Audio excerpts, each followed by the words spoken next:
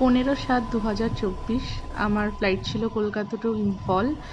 এবার আমি 1 মাস ছুটি কাটিয়ে ইম্ফলের দিকে রওনা দিয়েছি। ফ্লাইটের ভিতরে প্রবেশ করছি এখন।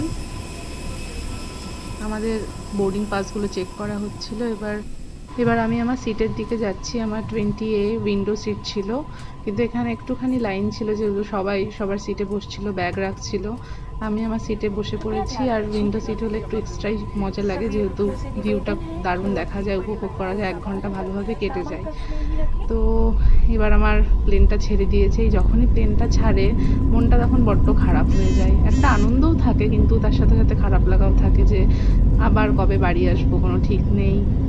এতদিন এত মজা, মানে 1 মাস কী করে কেটে যায় কিছু বোঝাই যায় না, খারাপই লাগে। আমি জানলা দিয়ে শুধু শহরটাই চেয়ে দেখি, কিন্তু এই মেঘে ঢেকে যায় যখন, তখন সেটাও আর দেখা যায় না। এখানে একটা এয়ার ইন্ডিয়ার ম্যাগাজিন থাকে, সেটাই উল্টে পাল্টে দেখছিলাম। দেখতেই দেখলাম যে আমাদের কমপ্লিমেন্টারি মিল সার্ভ হচ্ছে। এবার এখানে কী আছে একটু বলে দিই। একটা ভেজ স্যান্ডউইচ ছিল, একটা ছিল জলের বোতল, একটা টিস্যু, একটা স্পুন ছিল, আর আম দই ছিল একটা মাদার ডেয়ারির। কিন্তু এটা আমি কোনোদিন খাইনি, আজ সেদিনই প্রথম খেলাম।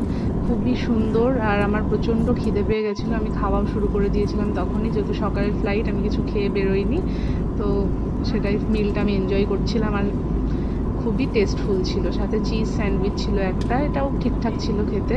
আর সবথেকে বেশি যেটা ভালো লাগছিল, এর সাথে সাথে এই সুন্দর ভিউটা, দারুণ সুন্দর ভিউ এনজয় করতে করতে খাচ্ছিলাম আমি তখন। আর আস্তে আস্তে ইম্ফলের কাছাকাছি আমরা চলে এসেছি। আমি বুঝতেই পারছি এত জল দেখে, এখনও বৃষ্টি কমেনি সেই যেমন দেখে গেছিলাম।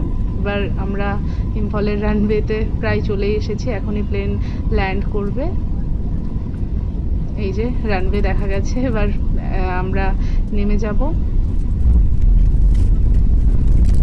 আর নামার পরে আস্তে আস্তে বাইরে গিয়ে ব্যাগ কালেক্ট করে তারপর এয়ারপোর্ট থেকে বেরিয়ে আমি বাড়ি যাব। টাটা।